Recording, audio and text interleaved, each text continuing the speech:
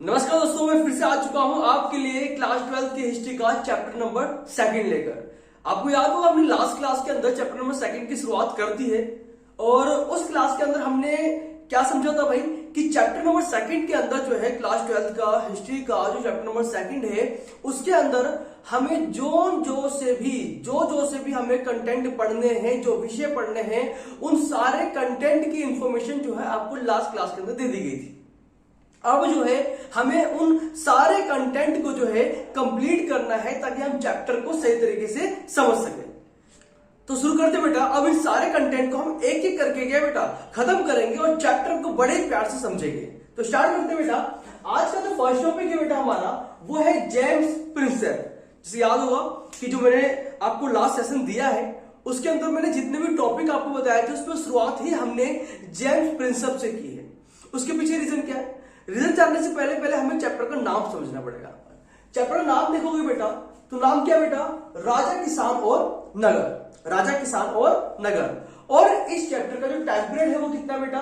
600 BC से लेकर 600 AD, 600 ईसा पूर्व से 600 ईस्वी। इस टाइम पीरियड की जो लगभग पूरा टाइम पीरियड जो है वो 1200 वर्षों का है। और इन 1200 वर्षों के इतिहास की हमें जो भी अधिकतर जानकारी जो मिली है वो इसी व्यक्ति की वजह से मिली है। क्या नाम है इनका बेटा? James Prinsep. जेम्स प्रिंसेप ने किस तरह से हमें जो है हमारे भारत के प्राचीन इतिहास को समझने में सहायता की वो हमें जो है इनके बारे में पढ़ना है। तो ध्यान दो, यहां पर कहते हैं कि थे कौन? ये थे बेटा ईस्ट इंडिया कंपनी के अधिकारी। जब भारत में थे तब ये ईस्ट इंडिया कंपनी के अधिकारी के तौर पे यहाँ पे काम कर रहे थे और इन्होंने 1830 के दशक में जो है ब्राह्मी और खरोष्ठी लिपि का अर्थ निकाल लिया था। जैसे कि हमारे देश के अंदर हर देश के अंदर एक लिपि होती है, स्क्रिप्ट होती है। तो हमारे भारत की जो प्राचीन समय की जो लिपि थी जो लगभग आपके 600 ईसा पूर्व से 600 ईस्वी में भारत के अंदर विद्यमान थी, उनमें कई भाषाओं में से, कई लिपियों में से दो लिपि थी बेटा, ब्राह्मी और खरोष्ठी। ब्राह्मी और खरोष्ठी लिपियां तो कई सारी थी भाई उस समय, लेकिन जो महत्वपूर्ण लिपियां थी ब्राह्मी और खरोष्ठी, उनका अर्थ निकाला था किसने बेटा? जेम्स प्रिंसेप ने। जेम्स प्रिंसेप ने कब? 1830 के डिकेड में। साथ में क्या बोलते हैं कि इन लिपियों का प्रयोग जो है आरंभिक अभिलेख और सिक्कों में मिलता है। हमें जितने भी आरंभिक सिक्के मिल रहे हैं, जो हमें आरंभिक अभिलेख मिल रहे हैं, यहां पर जब भी हम आरंभिक शब्द यूज करें ना बेटा, आरंभिक, समझ जाना कि आप यहां पर 600 ईसा पूर्व से 600 ईस्वी की बात कर रहे हो, क्योंकि इसी को ही हम कहीं ना कहीं हड़प्पा के बाद जो है आरंभिक इतिहास के तौर पे जानते हैं। यहीं पर ही आरंभिक राज्य भी आपको दिखाई देंगे। तो जब भी हम आरंभिक शब्द से बोले ना भाई तो समझ जाना हम यहाँ पर 600 BC के आसपास की बात कर रहे हैं। यहाँ पर जितने भी अभिलेख आपको मिल रहे थे, जितने भी सिक्के मिल रहे थे, उन अभिलेखों और सिक्कों पर जिस भी तरह के जो लिपियां लिखी हुई थी वो लिपियां कौन सी बेटा? आपकी ब्राह्मी और खरोष्ठी। डन? आगे ध्यान दो बेटा। कहते हैं कि इन अभिलेखों और सिक्कों पर जो है एक शब्द लिखा हुआ पाया गया है जिसका नाम क्या बेटा? प्रियदर्शी। ये शब्द जो है, शब्द का नाम क्या बेटा?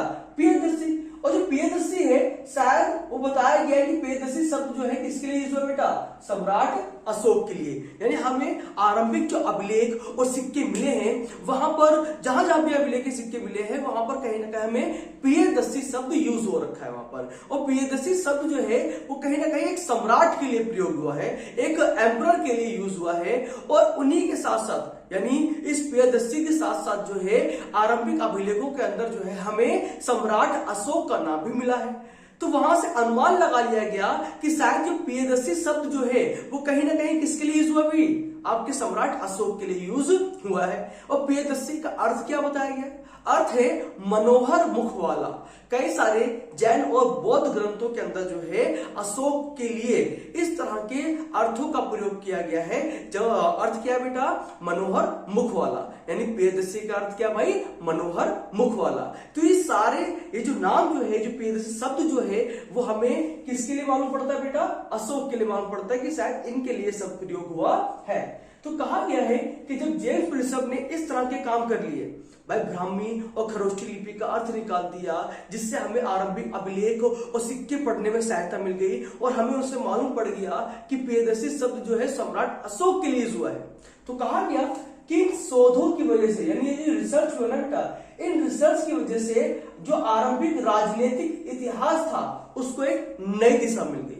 यानी इसकी समझ से जो है हमें आरंभिक राजनीति को समझने में सहायता हो रही थी और एक नया इतिहास मिल रहा था भारत को इन लिपियों को समझ पाने से। ठीक है, डन इतना। अब देखो बेटा, यहां पर आपने सिक्के और अभिलेख शब्द रिपीट करा है, सुना है बार बार। सिक्कों का मतलब क्या होता है ये तो आपको पता होगा, लेकिन अब हम जान लेते हैं अभिलेख क्या होते हैं। ध्यान दो बेटा, अब हम जानेंगे बेटा अभिलेख क्या होता है।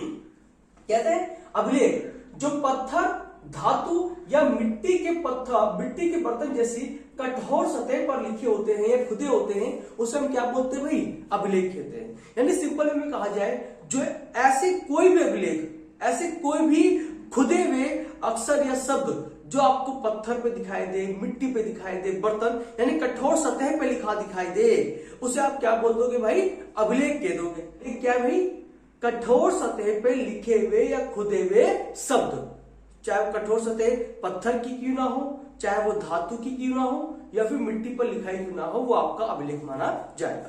देन आगे ध्यान दो, कहते हैं कि अभिलेखों का अध्ययन करना अभिलेख शास्त्र कहलाता है। एग्जाम में क्वेश्चन बन जाता है अभिलेख क्या होता है वो आप समझ गए, लेकिन एग्जाम में क्वेश्चन बन जाता है कि अभिलेख शास्त्र क्या होता है। अभिलेखों का अध्ययन करना क्या बेटा, अभिलेख शास्त्र है। जैसे जेम्स प्रिंसेप ने जिन लिपियों का अर्थ निकाला, उसके बाद हमने अभिलेखों को समझना शुरू किया कि अभिलेख क्या है, इससे किस तरह का अर्थ निकल रहा है। तो जहां जहां पर भी हमें दिख रहा था वो हमने अभिलेखों का अध्ययन किया। जेम्स प्रिंसेप ने अभिलेख का अध्ययन किया, तो वो अध्ययन करना क्या कहला है बेटा, अभिलेख शास्त्र कहला है। और जो अभिलेखों का अध्ययन करता है उसको हम क्या बोलते हैं, अभिलेख शास्त्री। ध्यान देना बेटा, अभिलेख शास्त्र और अभिलेख शास्त्री दोनों में अंतर है। अभिलेख शास्त्र होता है अभिलेखों का अध्ययन करना, और अभिलेख शास्त्री क्या होता है, अभिलेखों का अध्ययन करने वाला। अब आगे बढ़ते हैं, ध्यान दो। तो यहां पर देखो बेटा, इनको पढ़ने के बाद यहां पर मैंने एक टॉपिक लिखा है बेटा, वो क्या है, अभिलेख शास्त्रियों की समस्याएं। ध्यान दो, अभिलेख पढ़ा, अभिलेख शास्त्र पढ़ा, अभिलेख शास्त्री पढ़ लिया, अब मैं यहां बोल रहा हूं अभिलेख शास्त्रियों की समस्याएं। भाई क्या अभिलेख शास्त्रियों की समस्याएं भी हो सकती हैं? भाई हो सकती है। ध्यान दो, हम यहां बात कब की कर रहे हैं बेटा, 600 ईसा पूर्व से 600 ईस्वी, यानी लगभग आज से भी, लगभग आज का टाइम भी जोड़ लें, आज 2023 चल रहा है और 600 ईसा पूर्व को और ऐड कर दें तो लगभग आप 2623 वर्ष पुराने इतिहास की बात कर रहे हो। वहां से वो प्राचीन आरंभिक इतिहास शुरू हो रहा है। तो वहां पर जिस तरह की जो लिपियां होंगी, जो उनको पढ़ पाना क्या आसान होगा, वो किस तरह से लिखते थे क्या समझ पाना आसान होगा। अभिलेख शास्त्री इतने पुराने इतिहास को, उन इतनी पुरानी लिपियों को समझकर जो है हमारे सामने इतिहास रखते हैं, तो उनके सामने भी तो समस्या आती होगी ना भाई। एग्जाम्पल हम मान लेते हैं, एक छोटा सा एग्जाम्पल ले लेते हैं भाई।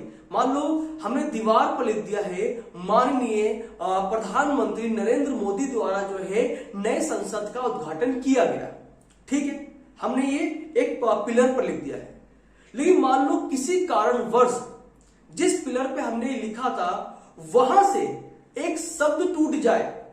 शब्द का नाम क्या हो बेटा, संसद। संसद जो है वो सब टूट जाए, तो क्या अब अर्थ निकाल पाओगे कि माननीय प्रधानमंत्री जी ने किसका उद्घाटन, किस चीज का उद्घाटन किया? कि वहां पर क्या था, नए संसद का उद्घाटन किया। और संसद शब्द ही टूट जाए तो क्या आप पूरी तरह से एक स्पष्ट आंसर दे पाओगे कि उस दीवार पर या फिर उस पिलर पर क्या लिखा हुआ है? नहीं ना। लेकिन अभिलेख शास्त्री उनका समझने का प्रयास करते हैं। समझने के लिए उस समय के आसपास के सारे साहित्यों का, ग्रंथों का, सिक्कों का अध्ययन करते हैं कि क्या हुआ था उस समय, तब जाकर वो आंसर निकाल देंगे कि हाँ संसद का उद्घाटन हुआ था। तो ये काफी ज्यादा मेहनत लगती है अभिलेख शास्त्रियों को अभिलेखों का अध्ययन करते समय। तो जब वो अध्ययन करते हैं तो उनको कई सारी समस्याएं भी फेस करनी पड़ती हैं। वो समस्याएं कौन कौन सी बेटा, लेखन कला, भाषा, लिपि, लेखन कला या लेखन शैली, भाषा और लिपि, इनको समझने में अभिलेख शास्त्रियों को कई समस्याओं का सामना करना पड़ता है। अब लेखन शैली कैसे, आपको पता है कि हम जब हिंदी की बात करते हैं तो हिंदी को लिखते समय हमें पहले स्वर और व्यंजन याद करने पड़ते हैं। स्वर और व्यंजनों से ही शब्दों का निर्माण होता है और शब्द ही वाक्य बनते हैं। ये भी आपको पता है। आपको पता है कि स्वर कैसे लिखते हैं, आ आ ई ई उ उ, आपको पता है लिखते हैं। व्यंजन क ख ग घ ड़, ये आपको पता है। लेकिन आप जिस तरह से सब कुछ लिखते हो, क्या हर काल के अंदर, हर समय के अंदर 500 साल पहले, 1000 साल पहले या 2000 साल पहले भी आ नाम के अक्षर को भी उसी तरह लिखा जाता होगा जिस तरह से हम आज लिखते हैं? ध्यान दो, यहां पर लिखा है आ अक्षर, ध्यान दो 250 ईसा पूर्व में आ कुछ इस तरह लिखा जा रहा है। क्या समझ में आ रहा है? आ लिखा है नहीं ना। 500 ईस्वी के आसपास आ को लगभग इस तरह लिखा जा रहा है। तो भाई हमारे अभिलेख शास्त्री समझते हैं कि अक्षरों को, ये अक्षरों का मतलब क्या है, ये अक्षर वर्तमान समय की किस अक्षर से मेल खाता है, ये सब कुछ समझने में अभिलेख शास्त्रियों को समस्याओं का फेस करना पड़ जाता है। उसी तरह से अगर हम बात करें भाषा की, क्या भाषा हर काल में एक जैसी है? नहीं ना। आज हम भारत के उत्तरी हिस्से में देखें तो उत्तरी हिस्से के अधिकतर लोगों द्वारा जो है हिंदी भाषा का प्रयोग किया जाता है, ये भी आपको पता है। लेकिन हिंदी भाषा क्या हमेशा से बोली जा रही है? नहीं ना। कि 1200 ईस्वी के आसपास तो जो है हिंदी भाषा का जन्म हो रहा था। विकास तो अब हुआ है ना, अब वो विकास भी घट रहा है क्योंकि इंग्लिश का ट्रेंड जो चलने लग गया आजकल। तो हिंदी भाषा से पहले क्या था? प्राकृत भाषा थी। प्राकृत भाषा कहां से निकल के आ रही है भाई? संस्कृत से निकल के आ रही है। तो कहीं ना कहीं हर जगह जो भाषाएं हैं वो अलग अलग है, एक समान तो नहीं है। तो भाषा को समझने में भी काफी ज्यादा मेहनत लगती है, समझने में समस्याओं को सामना करना पड़ता है अभिलेख शास्त्री को। जो हमने 600 ईसा पूर्व के, जो 600 ईस्वी तक के जो समय था, इसमें हमने जो भी अभिलेख या लिपियां पढ़ी ना, वो अधिकतर जो है ना बेटा, आपकी जिस भाषा का प्रयोग किया है वो भाषा कौन सी बेटा? प्राकृत भाषा है। कौन सी बेटा? प्राकृत भाषा का हमें प्रयोग होता हुआ दिखाई दिया है। प्राकृत भाषा के अंदर ही हमें अजातशत्रु और अशोक जैसे सम्राटों के नाम मिले हैं। प्राकृत एक ऐसी भाषा थी जो उस समय आम व्यक्तियों द्वारा बोली जाती थी। जैसे आज हिंदी आम व्यक्तियों द्वारा बोली जाती है, आम भाषा है हिंदी। लेकिन एक समय ऐसा भी था कि हिंदी की स्थान पर प्राकृत भाषा का प्रयोग होता था, जो आम लोग प्रयोग करते थे। और जो समाज के जो बड़े लोग होते थे, जो बड़े वर्ग के लोग होते थे, वहां पर बोलचाल की भाषा संस्कृत हुआ करती थी। लेकिन आम बोलचाल की भाषा क्या थी? प्राकृत थी। तो हर जगह भाषा भी तो समान नहीं थी। भाषा को समझना भी अभिलेख शास्त्र के लिए समस्या है। देन लास्ट क्या बेटा? लिपि है, स्क्रिप्ट। लिपि समझने में क्या अभिलेख शास्त्रियों को समस्याओं का सामना करना पड़ता है? भाई यहां तो आप ना कर ही नहीं सकते। आप कहोगे कि हाँ, लिपि को समझने में अभिलेख शास्त्रियों को समस्याओं का सामना करना पड़ता है। क्यों ऐसा कह रहे भाई? उसके पीछे रीजन ये है कि आप अभी जो चैप्टर खत्म करके आ रहे हो हमारे सेशन के अंदर, हमारी क्लासेस के अंदर, वो क्लास 12 का फर्स्ट चैप्टर है, जहां पर हम लोगों ने हड़प्पन सिविलाइजेशन को पढ़ा है, हड़प्पा सभ्यता को पढ़ा है। और हमने वहां पर एक चीज पढ़ी थी कि हड़प्पा सभ्यता की लिपि को आज तक समझा नहीं गया है। तो यानी अभी तक हमारे पास हम ये कह रहे हैं कि अभी तक हमारे पास हड़प्पा का ज्ञान है नहीं। क्यों? क्योंकि हम उस लिपि को समझ नहीं पाए हैं। यानी अभिलेख शास्त्रियों को लिपियों को समझने में कठिनाइयां आती हैं। हम हड़प्पा काल की लिपि को समझ नहीं पाए, लेकिन हम लोगों ने इस काल की लिपि को समझ लिया है। कौन सी बेटा लिपि यहां पर हमने बताई थी बेटा? खरोष्टी और ब्राह्मी। हमने लिपि को समझ लिया है। यानी हर अभिलेख शास्त्री जो है अभिलेखों को पूरी तरह से नहीं समझ पाता है। उनको समझने में उनको समस्याओं का सामना करना पड़ता है। और उनमें से समस्या कौन कौन सी बेटा? लिपि, भाषा और लेखन शैली। तो ध्यान देना, अभिलेख शास्त्रियों के समक्ष आने वाली ये समस्या है, या फिर कह दो ये 3 चुनौतियां हैं जो आपको समझनी है। ठीक बच्चा, डन। अब आगे ध्यान दो। इसके बाद हमें पढ़ना है बेटा जनपद। अब जनपद क्या है? जनपद के बाद परिवर्तनकारी काल क्या है? ध्यान समझना बेटा। जनपद का अर्थ एक ऐसे भूखंड से लगाया गया है जहां पर लोगों द्वारा या एक समूह के द्वारा या जनजाति द्वारा जो है किसी एक प्रदेश के अंदर बसा लिया जाता है। कहने का मतलब क्या? हड़प्पा का पतन आपने पढ़ा था 1500 ईसा पूर्व में हो चुका है। 1500 ईसा पूर्व के बाद ना आपका वैदिक काल शुरू हो जाता है। और वैदिक काल की शुरुआत होती है ऋग्वेद से। तो ऋग्वेद के आसपास से आप देखते हैं कि स्वतंत्र प्रदेशों का जन्म होता है। मान लो भाई मेरा एक कुल है या मेरा एक समाज है, मेरी जनजाति है, हम लोग यहाँ से वहां घूम रहे थे, लेकिन किसी एक स्थान को हमने देख लिया जहां पर हमारी मूलभूत आवश्यकताओं की पूर्ति होती थी, तो हमने उस स्थान पर अपने आप को बसा लिया और कहा कि अब हम यहीं पर रहेंगे, वहां पर खेती करेंगे, पशु पालेंगे, व्यापार करेंगे आसपास के प्रदेशों से। तो जब हम लोगों ने अपने आप को किसी स्थान में बसा लिया ना, तो वो बसा हुआ इलाका माना जाएगा जनपद। क्या माना जाएगा भाई? जनपद। यानी जनपद का अर्थ एक ऐसे भूखंड से है जहां कोई जन, कुल या जनजाति बस जाता है, और इस शब्द का प्रयोग हमें संस्कृत और पाली दोनों तरह की भाषाओं में देखने को मिल जाता है। ठीक है, अब आगे बढ़ते हैं।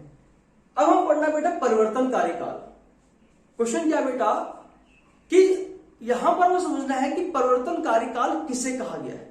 तो चैप्टर का जो टाइम पीरियड है ना, जो आपको दिख रहा है बेटा 600 ईसा पूर्व से 600 ईस्वी, इसी को बोला गया है परिवर्तनकारी काल। क्यों बोला गया वो भी ध्यान देना। कहते भाई कि इस काल के अंदर भारत के अंदर कई तरह के परिवर्तन देखने को मिले। एग्जाम्पल, हमें आरंभिक राज्य दिखाई दिए। अब आरंभिक राज्य क्या होते हैं वो भी हम समझेंगे। तो साथ में हमें नगर भी दिखाई दिए, लोहे का प्रयोग इस काल में दिखाई दिया, सिक्कों का विकास हमें यहां दिखाई दिया, जैन और बौद्ध विचारधाराओं का जन्म हुआ, विचारधाराओं का विकास हुआ।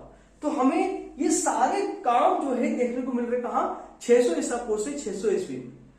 और ये सब आपको लग रहा होगा इसमें कौन सी बड़ी बात है, नॉर्मल से वर्ड्स ही तो है। तो आपको इस चैप्टर के अंदर ये मालूम पड़ेगा कि ये जो नॉर्मल से वर्ड्स आपको नजर आ रहे हैं वो एक आम शब्द ना होकर इस काल के लिए बहुत जरूरी शब्द है। क्यों? यहां पर जो आरंभिक राज्य है, ध्यान देना, 600 ईसा पूर्व से पहले भारत के अंदर कोई एक राज्य नहीं था। यही वो समय था जब भारत के अंदर राज्यों की शुरुआत हुई है। जैसे आज वर्तमान समय के अंदर भारत में 28 राज्य है ना भाई। आपको पता है राज्य क्या होता है, स्टेट क्या होता है, आपको पता है। लेकिन भारत में पहली बार राज्य कब जन्मे थे, ये जानकारी हमें कहां से मिलेगी? इस चैप्टर के अंदर, इस टाइम पीरियड के अंदर। साथ में क्या लिखा है? नगर। नगर अलग क्यों है इस चैप्टर के अंदर? अलग इसलिए है क्योंकि आप लोगों ने फर्स्ट चैप्टर के अंदर हड़प्पन सिविलाइजेशन के अंदर नगरों के बारे में पढ़ा था। तो यानी भारत के जो आरंभिक नगर थे वो आपको हड़प्पा सभ्यता में दिख गए थे। बट हड़प्पन डिक्लाइन के बाद, हड़प्पा सभ्यता के पतन के बाद आपको किसी भी तरह के नगरों का जन्म होते हुए दिखाई नहीं दिया। वो हमें सिर्फ 600 ईसा पूर्व से 600 ईस्वी के काल में ही दिखाई दिया।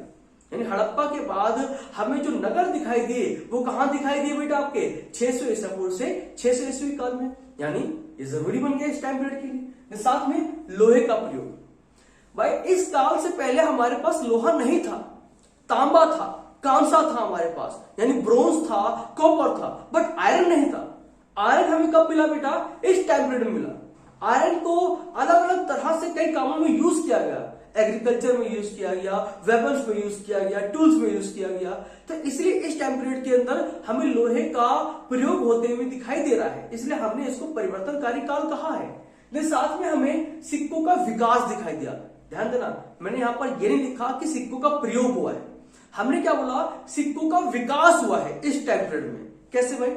आपने हड़प्पन सभ्यता में देखा था कि वहां पर जो सिक्के थे, जो सील्स थे, वो सेलखड़ी नामक पत्थर से बन रहे थे, यानी पत्थर से बन रहे थे, मिट्टी से बन रहे होंगे। लेकिन यहां पर जो है सिक्कों का विकास दिखाई दे रहा है। चांदी और तांबे को रिप्लेस किया है इस टाइम पीरियड के अंदर सिक्कों ने सोने पे। किसमें बेटा? सोने में। यानी चांदी के सिक्के आप इस टाइम पीरियड पढ़ोगे, तांबे के पढ़ लोगे, आप जो है यहां पर सोने के सिक्के पढ़ोगे, जो इस टाइम पीरियड के अंदर पहली बार भारत के अंदर यूज हुआ था। यानी सोने का चलन जो है इसी टाइम पीरियड के अंदर शुरू हुआ था भारत के अंदर। तो सिक्कों का विकास हुआ। फिर साथ में लिखा है जैन और बौद्ध विचारधाराओं का विकास। यही वो टाइम पीरियड है जब भारत के अंदर इन दोनों विचारधाराओं का जन्म प्लस विकास हुआ था। विकास, जन्म तो यहीं पर हुआ था, विकास मतलब कि विस्तार भी, यानी भारत से श्रीलंका, श्रीलंका से म्यांमार, म्यांमार से नेपाल, भूटान, चीन तक जो है ये जो धर्म फैला था वो इसी टाइम पीरियड में फैला था। इसीलिए जो है इन सभी वजहों से, यानी ये सब जो हुआ है वो इस टाइम पीरियड में हुआ है, और इन्हीं सब वजहों से जो है हमने इस टाइम पीरियड को क्या नाम दिया बेटा? परिवर्तनकारी काल नाम दिया। ठीक है। समझ में आ गया होगा इतना, मेरे ख्याल से आपको लगता है। तो अगर आपको समझ में आ चुका है तो अच्छी बात है, बहुत बढ़िया है। आपको और मजा आएगा जब हम इस चैप्टर को आगे और लेके जाएंगे। आपको इस चैप्टर के अंदर और इस टाइम पीरियड की कुछ और भी नई नई बातें जानने को मिलेंगी। अगर आप चाहते हो कि आपको इस तरह की नई नई जानकारियां मिलती रहें और चैप्टर काफी इजी में और मजेदार तरीके से आपको समझ में आए, तो हमारे चैनल को सब्सक्राइब करें और चैनल को शेयर करें और दोस्तों को भी अवसर दें कि भाई वो भी हमारे वीडियोस को देखें, समझे, जाने, उनको मजा आए कि चैप्टर या फिर हिस्ट्री होती क्या है। ठीक है बेटा, all the best, thank you.